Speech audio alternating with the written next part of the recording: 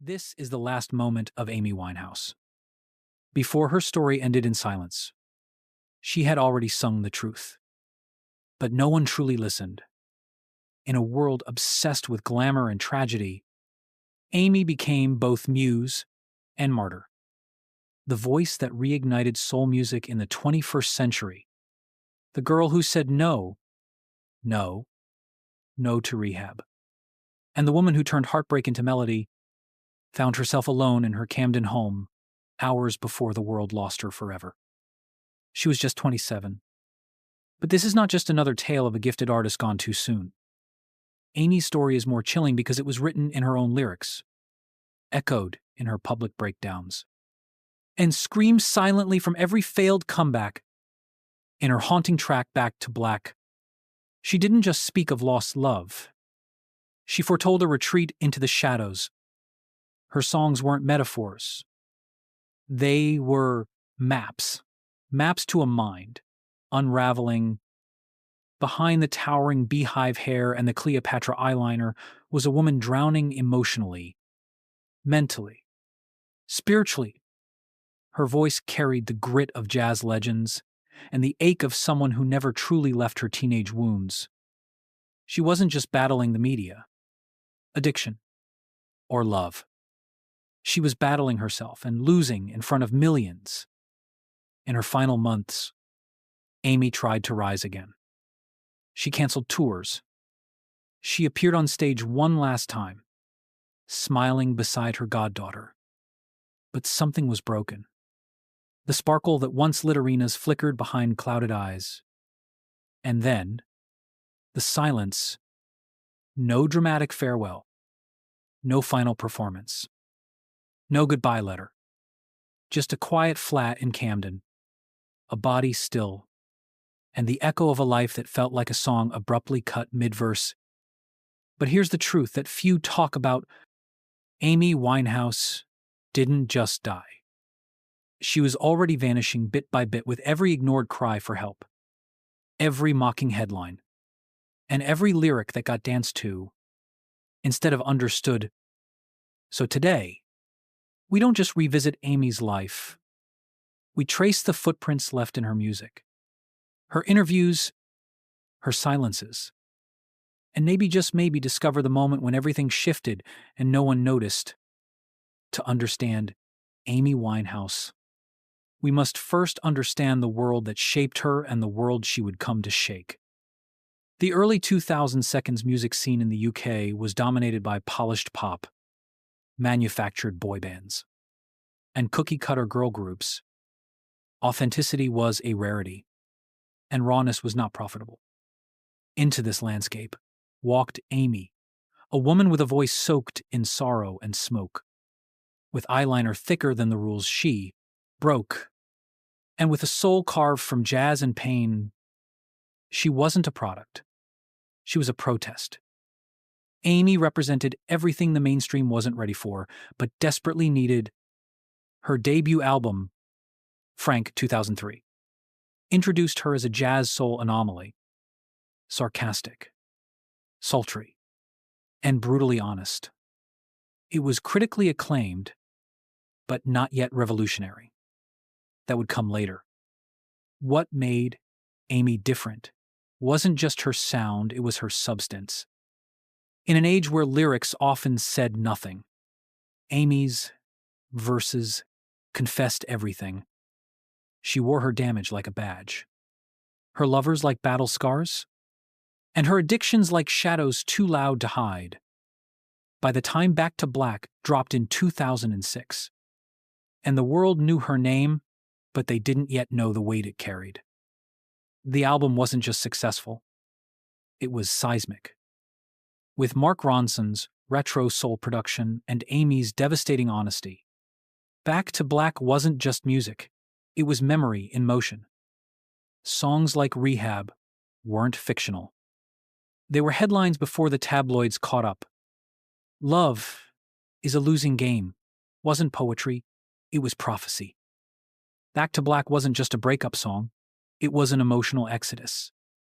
But while the world applauded her brilliance, they also consumed her breakdowns Paparazzi hounded her. Gossip columns ridiculed her. The media fed on her like vultures circling a storm. The same headlines that once crowned her the savior of British soul would soon mock her struggles with mental health and addiction. Behind every photo of Amy stumbling out of a club was a woman trying to find balance in a world that wanted her off-kilter. Behind every shaky live performance was a human unraveling under the weight of expectations, fame, and unresolved trauma. Her Camden neighborhood, once a vibrant haven for indie culture, became her prison. The very streets that witnessed her rise would soon cradle her collapse. Camden wasn't just where she lived. It was where her story folded inward. And amidst it all, the music never lied. Amy was always telling us what was happening. We just didn't listen hard enough. This is the setting of our story. A gifted artist in a culture obsessed with spectacle, a truth teller in an industry terrified of the truth, a broken heart turned into platinum records. Amy Winehouse wasn't just a singer, she was a symptom, a mirror, a warning. And as we move deeper into her story, one thing becomes clear. This wasn't a sudden tragedy. It was a slow disappearance, laced into every lyric, every silence, every cry she sang through a microphone. What came next wasn't unexpected. It was foretold, in verse, in vinyl. In every time she whispered, "I go back to black." When Back to Black was released in 2006, Amy Winehouse became more than just a voice. She became a phenomenon. It was the perfect storm. Vintage soul reinvented for a modern age. Confessional lyrics that struck like daggers. And a woman who seemed to be both indestructible and made of glass. Critics hailed her as a genius. Fans saw themselves in her vulnerability. Industry executives saw dollar signs. But Amy saw none of that. What she saw was a whirlwind spinning faster than she could stand, and the ascent was quick, dizzying, and dangerous. With hits like Rehab, You Know I Am No Good, and Tears Dry on Their Own, Amy didn't just climb the charts, she redefined them. Awards followed Brits, Grammys, Ivor Novellos. She made history at the 2008 Grammys, becoming the first British woman to win 5 in one night. But even as she smiled through her satellite performance from London, unable to attend due to visa issues, the cracks were showing. Because Amy was never just rising, she was also falling.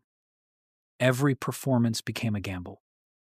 Some nights, she was radiant, soulful, precise, unforgettable. Other nights, she stumbled on stage, slurred lyrics, forgot cities. What the audience often dismissed as antics were symptoms of something deeper, unhealed trauma, untreated pain, and the crushing weight of a world that demanded brilliance, even as it ridiculed her for breaking behind the scenes. She was battling demons that had followed her for years.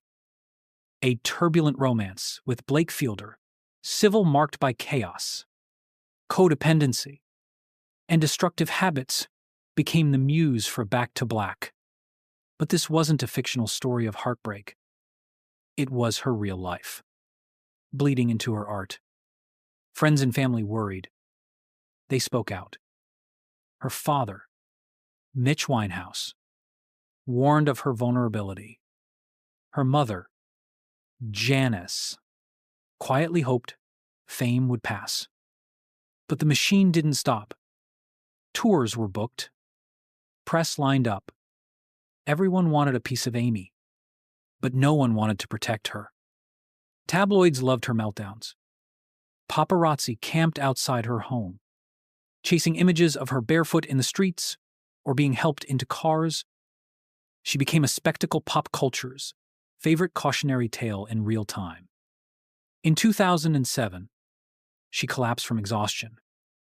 Rehab stints came and went, some public, others secret. But recovery doesn't happen in the spotlight, and Amy's world had no shadows left to hide in. She tried. She canceled shows. She moved back in with family. She wrote new songs. She tried sobriety. She even smiled again, now and then. But every comeback attempt was met with relentless pressure. Every glimmer of recovery came with the question, when's the next album? When's the tour? She once told an interviewer, I am not trying to be a role model, I'm just a messed up girl making music. It was honest. Brutally so. Her inner circle grew smaller. Friends said she had good days. She laughed. She danced. She painted her nails. But bad days came in waves. Her body, already worn down by years of turmoil, began to carry the weight of more than just fame. She was thin, fatigued, often distant. Still, she insisted she was fine. She always insisted she was fine. In 2009, she took time off in St. Tay, Lucia, seeking peace. Writing, swimming. Locals said she smiled more there. But even paradise couldn't promise safety. Performances were uneven. Old habits resurfaced. The comeback record was delayed again and again. And yet, the world waited, impatient, demanding. Where's the Amy we fell in love with? But Amy never disappeared. She simply changed, or rather, she was changing, unfolding, reeling, resisting. In June 2011, Amy walked onto a stage in Belgrade to begin a European tour. It was supposed to mark her return, her redemption, but it was a disaster. She appeared dazed, confused, unable to perform. Fans booed, and footage went viral. The tour was canceled the next day. It would be the last time Amy Winehouse ever headlined a show. It wasn't just failure. It was heartbreak public, merciless, permanent. Less than a month later, Amy was gone. But here's what few noticed. Her breakdown wasn't confined to that final tour. It had started long before, slow, invisible, behind the scenes. Her collapse didn't come from one night of drinking or one bad review. It came from years of being expected to be extraordinary, without being allowed to be human. The world loved her voice but didn't want to hear her pain. They sang along to Rehab, but ignored its desperation. And they praised her lyrics, but punished her for living them. Amy Winehouse was a woman of contradictions. Fierce but fragile, gifted but haunted. And somewhere between the spotlight and the silence, she became a myth, a name in headlines, a punchline, a tragedy. But she was never just that. She was an artist whose wounds became art, whose voice shook rooms, and whose heart was too open for an industry that feeds on closed ones. Her ascent made history. Her breakdown made headlines. But her story, her real story, is found in the space between. And now, as we step into that silence, we must ask, when did the world stop listening? The story of Amy Winehouse did not end in one moment. It faded slowly, painfully in front of a world that kept watching but never truly saw. For years, the world mistook her pain for performance. They saw her trembling hands and thought it was part of the act. They heard her slurred words and assumed it was rebellion. They watched her unravel and called it entertainment. But behind the eyeliner, the beehive hair, the tattoos, and the biting sarcasm was a woman deeply unwell. And in her final months, the truth was no longer hiding, it was screaming. Her last tour, the one that began and ended in Belgrade, was not just a failure. It was a cry for help, one the industry wasn't equipped to answer. Witnesses said she looked confused, unsure where she was. She forgot lyrics, stumbled on stage, and at one point seemed to plead with the band to stop. Some fans booed, some cried, all left disturbed. But Amy had begged to cancel that tour. According to people close to her, she knew she wasn't ready. She had gone through a difficult stretch trying to stay sober, facing pressure from every side, and desperately wanting to be left alone. One friend said, she wasn't trying to be famous anymore.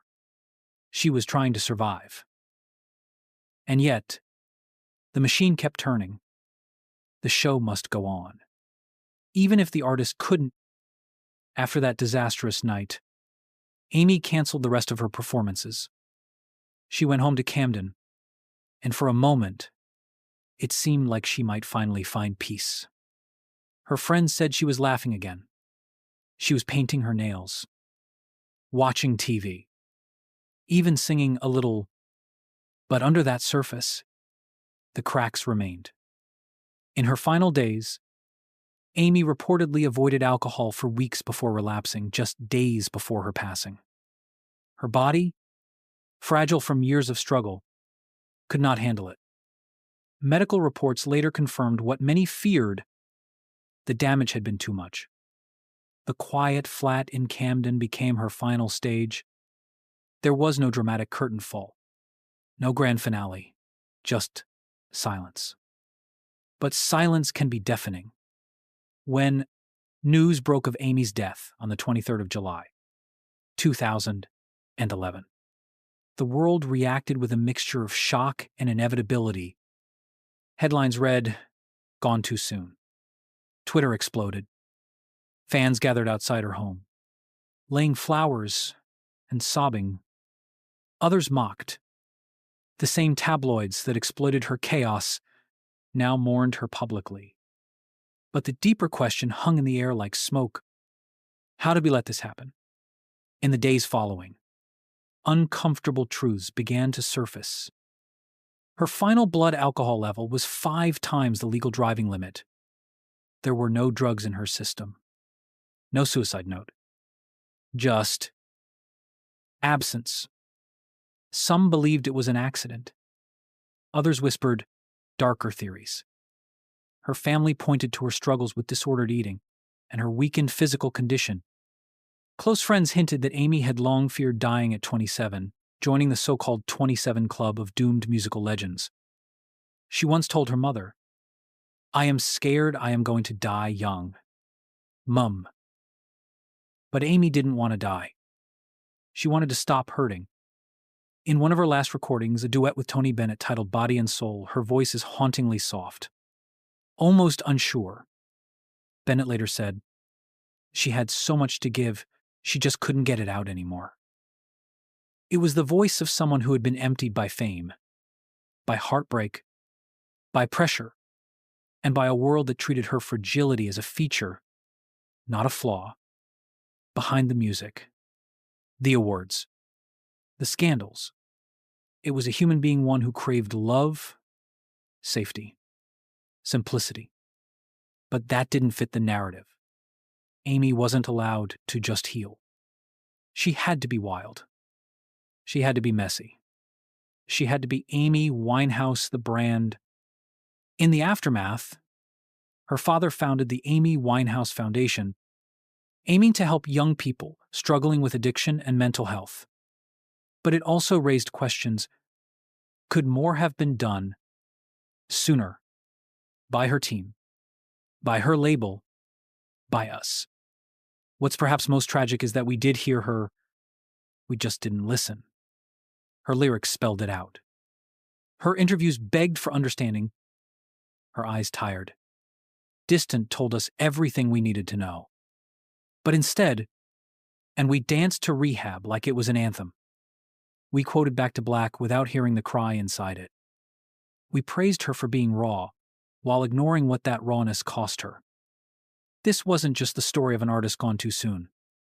It was a reflection of a system that chews up the vulnerable and spits them out, a media culture that feeds on pain, and an audience too often entertained by destruction. Amy Winehouse didn't just die in 2011. She faded for years on stages, in headlines, and behind closed doors. And the saddest part? It didn't have to end this way. When we look back at the life of Amy Winehouse, it's easy to get lost in the headlines, the paparazzi images, the late-night performances that went viral for all the wrong reasons. But beneath that, public chaos was a private story, one filled with complexity, contradiction, and quiet suffering. Was Amy a victim of fame? Was she failed by the people closest to her? Or was it something deeper, something inside her that no amount of love or success could reach? Perhaps it was all of it, or none of it. Because Amy's story doesn't fit into a single narrative. She was not just a talented singer. She was a composer of her own wounds. Every song was a piece of her raw, unpolished, honest to the point of pain. That honesty is what made her brilliant. And maybe, also, what made her vulnerable to the cruelty of an industry that rewards performance but punishes emotion. Her fans often say, "We failed her." But is that fair? Or is it just another way of distancing ourselves from a system we're all part of, one that celebrates the breakdowns, retweets the disasters, and waits for the next headline, like it's a TV show cliffhanger? We also must ask, where were the safety nets?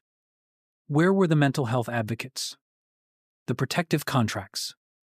The managers who said, "No, she's not ready"?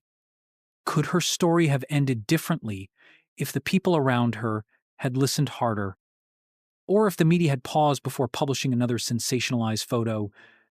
If we, as a culture, had valued her as a human being, not just a source of content? These are questions with no easy answers. What we know is this: Amy Winehouse left a mark that can't be erased, not just in music, but in memory. She reminded us that talent doesn't make someone invincible, that charisma and charm can coexist with despair, that sometimes the loudest cry for help is sung through a microphone. And maybe that's the real tragedy. Not that she left us too soon, but that she warned us again and again. We just didn't listen. Now, it's your turn to think, what do you believe really happened to Amy Winehouse? Was her fall inevitable? Or was it preventable?